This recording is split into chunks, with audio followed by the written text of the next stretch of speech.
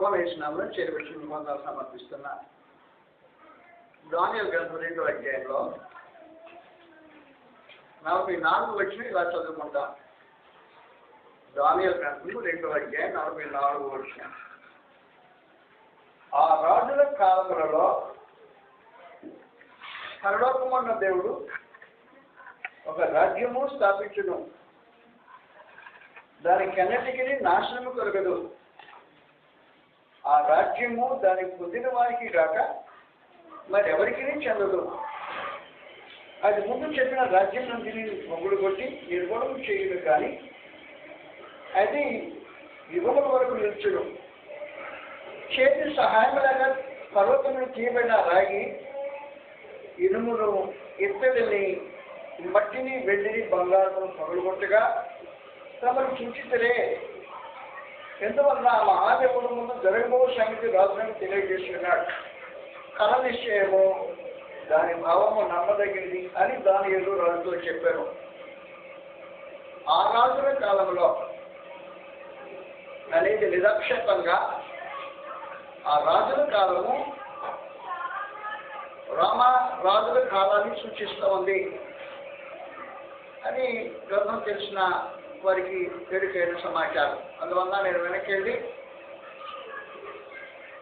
సంగతులు వివరించడానికి ఉద్దేశించలా. ఆ రాజుల కాలంలో పరలోకమందు దేవుడు ఒక రాజ్యము స్థాపించున్నాడు. పరలోకమందు దేవుడు ఆ రాజుల కాలంలో స్థాపించే రాజ్యము, దాని గురించి ఈరోజు మనం ఆలోచన చేయబోతుంటాం. లూకా సువార్త 3వ అధ్యాయంలో ఆ రాజుల కాలం ఏదో గ్రంథం ఇలా తెలియజేస్తుంది. ఆ రాజుల కాలంలో ఏ రాజుల కాలంలో కాలం గురించి ప్రత్యేకించి మాట్లాడుతుంది. ఇది రోమ రాజుల కాలం అనే సమాచారం గ్రంథం తెగగా సూచిస్తుంది. లూకా సువార్త 3వ అధ్యాయం మొదటి నుండి తిబెరియు కైసరు ఏలుబడిలో, ఈ రోమా చక్రవర్తి తిబెరియు కైసరు ఏలుబడిలో 15వ సంవత్సరమందు యోదేకు పొంతిపిలాకు అధిపతిగాను, గలిలయకు హేరోదు చతుర్థాధిపతిగాను, ఇతూరియా త్రకోనీతి దేశములకు అతని తమ్ముడైన ఫిలిప్పు చతుర్థాధిపతిగాను, అబులేనే దేశములకు లుసానియా అధిపతిగాను, అన్నయు కైపయు ప్రధాన యాజకులుగా ఉన్న కాలంలో అరణ్యములో జక్కర్యా కుమారుడైన యోహానుకు దేవుని వాక్యం వచ్చెను. మత్తయి సువార్త 3వ అధ్యాయంలో జక్కర్యా కుమారుడైన యోహానుకు దేవుని వాక్యం వచ్చినప్పుడు 3వ అధ్యాయం మొదటి వచనంలో, ఆ దినముల యందు బాప్తిస్మం నుంచి యోహాను వచ్చి పరలోక రాజ్యము సమీపించినది మారు మనసు పొందిన యోధులను ప్రకటించడం. కాబట్టి కాలంలో జరిగిన ఆ ప్రకటన ఆ రాజుల కాలంలో జరిగింది. పరలోక రాజ్యము స్థాపించబడి రాజులతో ఒక దేవుడు ఒక రాజ్యము స్థాపిస్తాడు. ఆ రాజ్యము పరలోక రాజ్యం. కాబట్టి యోహాను వచ్చి ఆ రాజుల కాలంలో వచ్చిన యోహాను దేవుని వాక్యం ప్రత్యక్షమైన యోహాను మాట్లాడుతూ పరలోక రాజ్యము సమీపించినది మారు మనసు పొందులని యోధి అరణ్యంలో ప్రకటించడం సమాచారం తెలియజేయబడింది. కాబట్టి రాజుల కాలంలో పరలోకమందు రాజ్యం స్థాపించే కార్యక్రమాన్ని ప్రక్రియను ప్రారంభించేశాడు. మార్క్స్ వార్త 1వ అధ్యాయంలో 14-15 వచ్చిన సమాచారం ఇవ్వబడింది. యోహాను చెరపట్టబడిన తరువాత యేసు కాలము సంపూర్ణమైనది, ఆ రాజుల కాలం అన్నాడే, ఆ కాలాన్ని గురించి కాలము సంపూర్ణమైనది, దేవుడి రాజ్యము సమీపించినది, మారు మనసు పొంది సువార్త నమ్ముడు అని చెప్పుచు దేవుని సువార్త ప్రకటించి గలిలయకు వచ్చాను. ఆ రాజుల కాలంలో స్థాపించబడే రాజ్యము ఆత్మ సంబంధమైన రాజ్యం. ఆ రాజ్యము సంఘరాజ్యం. పరలోకమందు దేవుడు ఆ కాలంలో స్థాపించే రాజ్యము సంఘరాజ్యం. మత్తయి సువార్త 16వ అధ్యాయం సమాచారం ఇవ్వబడింది. వాస్తవానికి క్రీస్తు సంఘం సార్వత్రికమైనది అనే భావన మత్తయి సువార్త 16వ అధ్యాయంలో తెలియజేయబడింది. క్రీస్తు సంఘం సార్వత్రికమైనది. దాని రూపము, అసలైన రూపము సార్వత్రికమైంది. 16వ అధ్యాయంలో 18వ వచనంలో ప్రభువు యేసు మాట్లాడుతున్నాడు. మరియు నువ్వు పేతురు, ఈ బండ మీద నా సంఘమును కట్టుదును, పాతాళ లోక ద్వారములు దాని ఎదురు నిలువ నేరవని నీతో నిశ్చయంగా చెప్తున్నాను. పరలోక రాజ్యం యొక్క తాళం చేత నీకు ఇచ్చదును. నీవు భూలోకమును దేని బంధించువో అది పరలోకమును బంధింపబడును, భూలోకమును దేని విప్పుదువో అది పరలోకమును విప్పబడిన చెప్పాను. కాబట్టి పరలోక రాజ్యము, దేవుని రాజ్యం, పరలోక రాజ్యం స్థాపించబడే దేవుని రాజ్యం, పరలోక సంఘం మన రాజ్యము, క్రీస్తు సంఘం అది సంఘరాజ్యం వాస్తవానికి. కాబట్టి పరలోకమైన దేవుడు ఏం చేస్తుంటాడంటే రాజ్యాన్ని ఏర్పాటు చేస్తుంటాడు. అంతేకా సంబంధమైన అధికారం నుంచి మనిషిని విడుదల చేసి కొలస్సీలు 1:13 వచ్చిన సమాచారం ఇవ్వబడింది. కొలస్సీలు 1:13 ఆయన దేవుడు మనలను అంధకార సంబంధమైన అధికారం నుంచి విడుదల చేసి, కాబట్టి సాతాను యొక్క రాజ్యం నుంచి విడిపించి తాను ప్రేమించిన తన కుమారుని యొక్క రాజ్య నివాసులుగా చేసిన అని రాబడింది. కాబట్టి క్రీస్తు సంఘ సభ్యులను ఆయన రాజ్య నివాసులుగా చేసిన సమాచారం తేలిక తెలియబడింది. క్రీస్తు సంఘం దేవుని రాజ్యమైంది. ఈ రాజ్యము సార్వత్రికమైంది, సంఘము సార్వత్రికమైంది. కానీ సార్వత్రికమైన ఈ సంఘాన్ని ఏర్పాటు చేసేదానికి దేవుడి యొక్క ప్రత్యేకమైన ప్రక్రియ ఉంటుంది. జాతి మనం ఆలోచించాల్సిన అవసరం ఉంది. ఇప్పుడు మత్తయి సువార్తలో 6వ అధ్యాయం ప్రభువు యేసు తన శిష్యులైన వారికి నేర్పించిన ప్రార్థనలో ఉన్న విశేషమైన సంగతి. మత్తయి సువార్త 6వ అధ్యాయం 10వ వచనంలో ప్రభువు తన శిష్యులకు నేర్పించిన సందేశం మీకు ఉంది. మత్తయి సువార్త 6వ అధ్యాయం 10వ వచనం ఏముందంటే,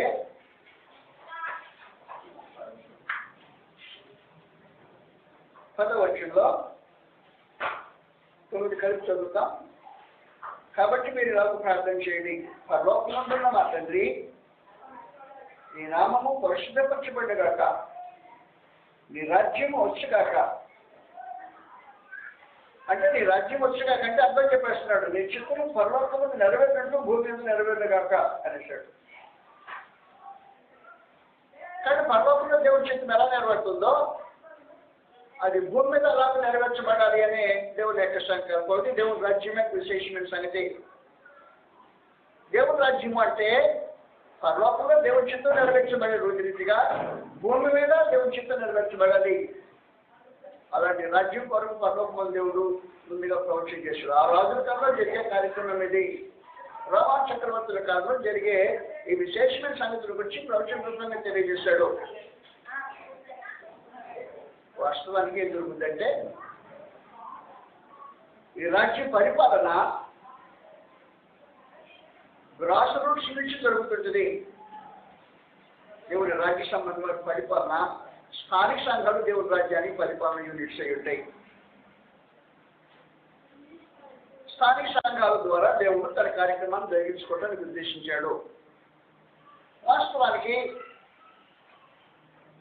ప్రభువు యేసునందు విశ్వాసం నుంచి అద్వితీయ సత్యదేవుడు ఆయన మృతుల నుంచి లేపాడు అనే ప్రత్యేకమైన విశ్వాసంతో పాప క్షమాపణతో బాప్తిసం పొందిన వారు దేవుని రాజ్యంలో చేర్చబడుతుంటారు.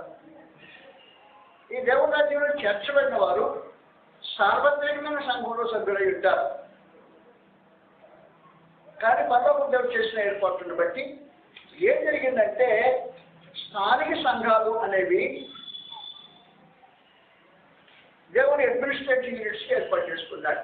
స్థానిక సంఘాలు అడ్మినిస్ట్రేటివ్ యూనిట్స్. స్థానిక సంఘము heavenly administrative unit, earthly functional unit. స్థానిక సంఘం అంటే మనకు సరిగ్గా తెలియలా. వాస్తవంగా ఏం జరుగుతుందంటే నేను ఆయన స్థలాల్లో బయట క్లాసు సోదరులు తీసుకెళ్తున్నారు, మాట్లాడుతూ వస్తున్నా. అవి స్థానిక సంఘాలు కావు. బయట క్లాసులు జరిగిస్తూ ఉన్నాం. స్థానిక సంఘము దేవుని యొక్క ఏర్పాటులో ప్రత్యేకమైంది. దేవుడు ఏర్పాటులో ప్రత్యేకమైంది. సంఘం కూడా దేవుని యొక్క నానా విధమైన జ్ఞానం తెలియజేయబడాలని దేవుని సంకల్పంలో భాగమైంది. స్థానిక సంఘ ఏర్పాట్లు దేవుని సంకల్పంలో భాగమైంది. స్థానిక సంఘాలకు భిన్నంగా దేవుడు మహింపొచ్చేదానికి అవకాశం ఉండదు. స్థానిక సంఘాలు దేవుని యొక్క ఏర్పాటులో భాగమైంది. జాతి గుర్తుపెట్టుకోండి. గ్రంథంలో ప్రత్యేకించి 7 స్థానిక సంఘాలు జ్ఞాపకం చేయబడ్డాయి. ఆ 7 స్థానిక సంఘాల గురించి ఈ సందేశం ఎలా రాబడింది. స్థానిక సంఘాలు దేవుని అడ్మినిస్ట్రేటివ్ యూనిట్స్. 2వ అధ్యాయంలో 5వ వచనంలో నీవు ఎఫెసులో ఉన్న సంఘం మొదటి వచ్చిన ఎఫెసులో ఉన్న సంఘాన్ని గురించి మాట్లాడుతున్నాడు. ఎఫెసులో సంఘం గుర్తుకు ఎలా రాయమని 1వ వచనం చెప్పేసి 5వ వచనంలో నీవు ఏ స్థితి నుండి పడితేవో ఆ స్థితి అది జ్ఞాపకం చేసుకుని మారు మనసు పొంది ఆ మొదటి క్రియలు చేయము. అటు చేసి నీవు మారు మనసు పొందితేనే సరే, లేని ఎలా నేను నీ యొద్దకు వచ్చి నీ దీపస్తంభం నీ దండోటును తీసిపెట్టున్నాను. కాబట్టి స్థానిక సంఘం ఒక స్థానిక సంఘం మీద నేరాన్ని మరొక స్థానిక సంఘం మీద వృద్ధుడు. స్థానిక సంఘాలు దేవుని అడ్మినిస్ట్రేటివ్ యూనిట్స్.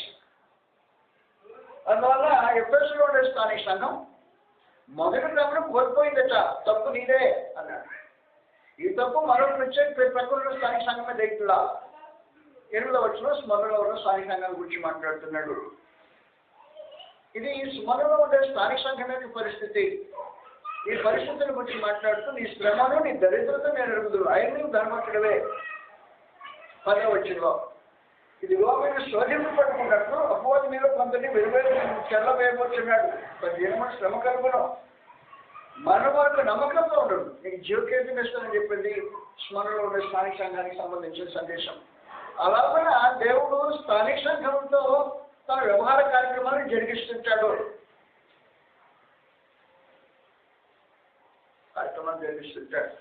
కాబట్టి స్థానిక సంఘం ద్వారా దేవుని యొక్క కార్యక్రమాలు జరగాలి. 3వది ప్రత్యేకించి పెరకంలో ఉన్న స్థానిక సంఘాన్ని గురించి మాట్లాడాడు. 10వ వచనం పెరకమ స్థానిక సంఘం గురించి మాట్లాడి 13వ వచనంలో సమాచారం తెలియజేస్తున్న వారికి సాతాను కాకుండా ఆస్థానములో నా యొక్క విశ్వాసం ఏంటి నన్ను గురించి సాక్షిగా అత్తిపోయిన వాడు మీ మధ్య చంపబడ్డ దినములలో నీవు నా నామమును గట్టిగా చేపట్టి నా యొక్క విశ్వాసం విసర్జింపలేదని నేను అడుగుతున్నాను. ఈ స్థానిక సంఘం యొక్క విశేషమైన సంగతి. స్థానిక సంఘం 8వ అధ్యాయం 18వ వచనంలో దాని గురించి మాట్లాడితే 20వ వచనం సమాచారం తెలియజేస్తున్నాను. అయినాను నీ మీద తక్కువ ఒకటి మోపవలసినది ఏదనగా తాను ప్రవక్తని చెప్పుకుంటున్న యజమాని అన్న స్త్రీని ఉండనిస్తున్నాడు. నీ మీద ఉన్న కంప్లైంట్ అది. 3వ అధ్యాయంలో సాత్య సంఘం గురించి మాట్లాడుతూ 2వ వచనం సమాచారం మాట్లాడు. నీ క్రియలు నా దేవుని ఎదుట సంపూర్ణమైనవి కావు కనుక నాకు కనబడలేదు కనుక జాగ్రత్తగా చాలా మిగిలిన బలం వాటిని బలపరచము. 7వ వచనంలో ఫిలదెల్ఫియ సంఘానికి సంబంధించిన సందేశం. 10వ వచనం నీకు ఇలా చెప్తున్నాడు. నీవు నా గోపం విషయమైన వాక్యమును గైకొంచేవి కనుక భూనివాసును శోధించుటకు లోకమంతటి మీద రాబో శోధన కాలంలో నిన్ను కాపాడలేను. నేను త్వరగా వచ్చిన ఎవడో నీ కిరీటిని అప్పరింపకుండా నీకు కలిగిన జాగ్రత్తగా గట్టిగా పట్టుకోమని చెప్పేశాడు. 14వ వచనంలో లౌకిక స్థానిక సంఘానికి సంబంధించిన సందేశం ఇది. దీంట్లో 15వ వచనం అంటున్నా నువ్వు చల్లగానైనా లేవు వెచ్చగానే లేవు. నువ్వు చల్లగానైనా వెచ్చగానే లేకుండా నువ్వు వెచ్చగా ఉన్నావని చెప్పి ప్రత్యేకించి. కాబట్టి ఒక్కొక్క స్థానిక సంఘం యొక్క పరిస్థితిని వర్ణించి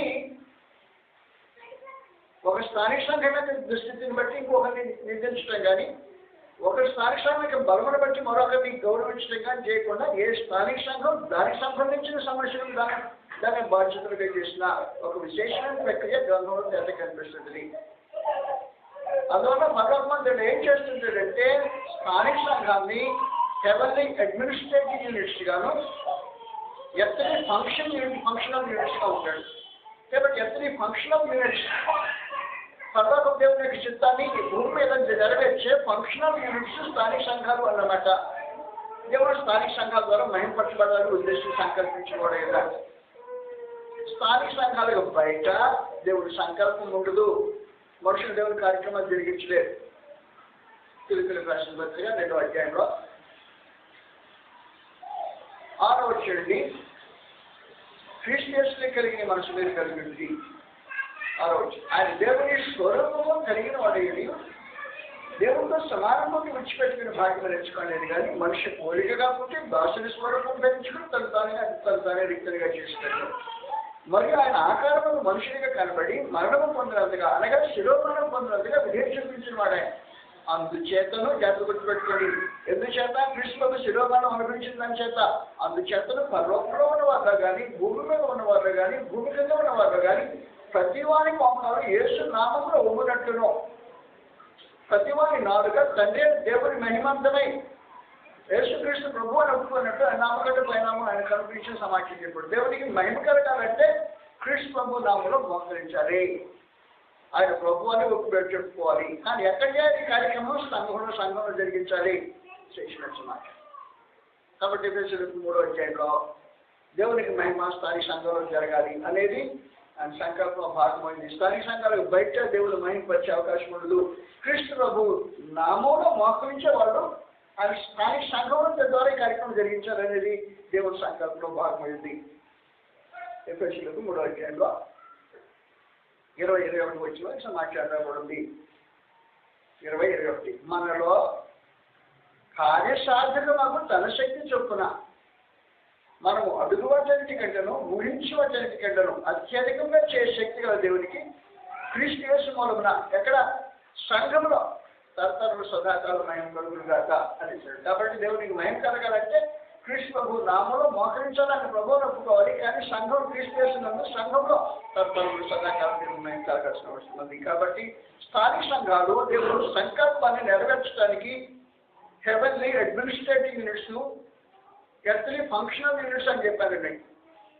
అని సంఘం ద్వారా ఏం జరుగుతుందంటే ఈ ఫంక్షనల్ యూనిట్స్ ఏం జరుగుతుంది? పరలోకమ దేవుడి చిత్తం ఎలా జరుగుతుందో అలా భూమి మీద నెరవేర్చడానికి దేవుడి సంకల్పం భాగమైనవి.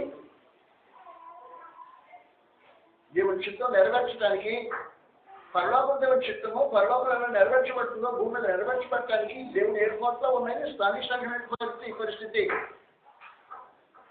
ఫంక్షనల్ యూనిట్స్ అలా ప్రత్యేకించి ఫంక్షనల్ యూనిట్స్ అంటే ఏం చేసుకుంటారంటే ఫంక్షనింగ్ లో మొదటి సమాచారం దేవుడిని ఆరాధించుతా ఫంక్షనల్ యూనిట్ చేసే పరిస్థితి. ఆరాధన స్థానిక సంఘంలో జరగాలి. ఆరాధించే ఫంక్షనల్ యూనిట్స్ కాబట్టి దేవుని ఆరాధించడం స్థానిక సంఘాల్లో జరిగే కార్యక్రమం. అది దేవుని ఆరాధన ఎక్కడ పడితే అక్కడ జరిగే కార్యక్రమం కాదు. ఆరాధించడానికి పరమ దేవుడు ఏర్పాటు చేసుకున్న విశేషమైన కార్యక్రమం స్థానిక సంఘాలకు ఏర్పడింది. అందువల్ల మొదటి పత్రిక 11వ అధ్యాయంలో సంఘంలో కూడి వచ్చుతుని గురించి ప్రత్యేకించి మాట్లాడుతున్నాడు. మొదటి 11వ అధ్యాయంలో 17వ వచ్చింది సమాచారం రాబడింది. మీరు కూడి వచ్చుట ఎక్కువ కీడికే కానీ ఎక్కువ మేలు కాదన్నాడు. ఏమంటే మీరు సంఘమంతా కూడి ఉన్నప్పుడు సమాచారం సంఘం ఆరాధన కూడిన కార్యక్రమం ఇది. కాబట్టి సంఘం స్థానిక సంఘము ఆరాధన కొరింతలో ఉండే స్థానిక సంఘం ఆరాధన కూడింది. కూడినప్పుడు జరిగిన లోకంలో జరుగుతున్నాడు. మొదటి సంగతి జరగబట్టేది వచ్చిన మీరు సంఘమంతా కూడి ఉన్నప్పుడు మీరు కక్షలు కలవాలని అంటున్నారు, కొంతమందికి నిజంగా నమ్ముతున్నారు. మీరు యోగ్యమైన వారు ఎవరో కనబడినట్టు మీరు భిన్నాభిప్రాయాలు తమ్ముడు మీరందరూ కూడి వచ్చిండగా ప్రభుత్వం చేయడం సాధ్యం కాదు. అందువల్ల ఫంక్షనల్ యూనిట్స్ గా దేవుని ఆరాధించే కార్యక్రమంలో సంఘంలో కూడినప్పుడు ప్రభుత్వం భోజనం చేసి ఫంక్షనల్ యూనిట్స్ అన్నమాటది. ఈ ప్రభుత్వం భోజనం చేయడం అనేది పరలోకం దేవుడి శక్తులు భూమి మీద నెరవేర్చే కార్యక్రమంలో ఉంటాయండి. ఆయన రాజ్య సంబంధమైన భోజనం ఇది. క్రీస్తు యేసుతో సహవాసం చేసే భోజనం. దేవుడి ఇతరులు ఏకంగా సమస్త వైషమ్యాలు మానేసి కక్షలు భేదములు వైరములు సమస్తం మానేసి ఫంక్షనల్ యూనిట్ ఒక్క దేహంగా కూడే ప్రత్యేకమైన కార్యక్రమము ఆరాధన సంబంధించింది. మొదటి 12వ అధ్యాయంలో స్థానిక సంఘం యొక్క ఏర్పాటు 12వ వచనంలో ఈ సమాచారం రాబడింది. 12వ అధ్యాయం 12వ వచనం స్థానిక సంఘము క్రీస్తు యొక్క శరీరంగా ఫంక్షన్ అవుతుంది. కాబట్టి స్థానిక సంఘం క్రీస్తు శరీరం అయి ఉంటుంది